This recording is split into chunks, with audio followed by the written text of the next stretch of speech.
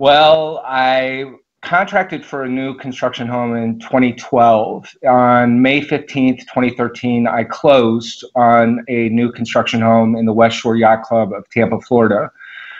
From the very beginning, it's been an absolute disaster. I have currently 4.5 years into it. I have 80 plus construction defects, so severe I cannot even list my property for sale. My home is making me sick.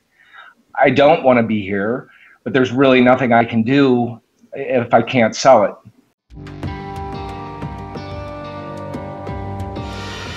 Estimated approximately well over $200,000 in projected repairs. That includes, so for example, I have two AC units. So just to let you know the layout of my house a little bit, I have a main house, which is off to this side right here.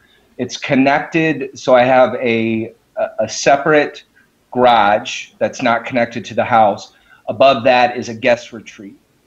That's where I'm at right now. That's my home office. It's about 550 square feet, and it's upstairs above the garage. So I have two AC units. Between those two AC units, in 4 years, I've had 25 AC outages, which have caused flooding in the house, have caused mold throughout the house in both locations. The builder knows about this. In fact, as early as early November, they were contacting me. I can go into the details about how it got to this point, but they were contacting me specifically about the AC units because they know they've been causing health issues. They know both of them have been causing mold, flooding, and to get those replaced. The builder agreed to replace those. And on the site that I showed you, I have all the communications. When I reached out, and these are not just frontline employees, these are senior executives at this company. So the director of customer relations at that point reached out to me. We went back and forth. We had Hurricane Irma, which delayed some things, but then I never hear anything. The last thing that I addressed was several months before. I had meetings and inspections all the way up with the division president of Lennar, who had promised that a whole bunch of water damage and mold remediation would be done from both AC units that are defective, including as well roof flashing that was improperly done, has caused roof leaking in both sides of the house. I sent a list that happened off of our last conference call of all of these mold remediation and water damage points that these executives had promised to look into and repair. After that, I heard nothing more, and that was early November. I sent 2 follow-ups at that point, basically saying, hey, are there any updates to this? I have a tracking system to be able to check the emails when they're read. They were both read many, many times, and absolutely nothing, and I'm not alone with that. As more and more consumers start reaching out to me, I've almost become this voice and advocate for them, especially on social media.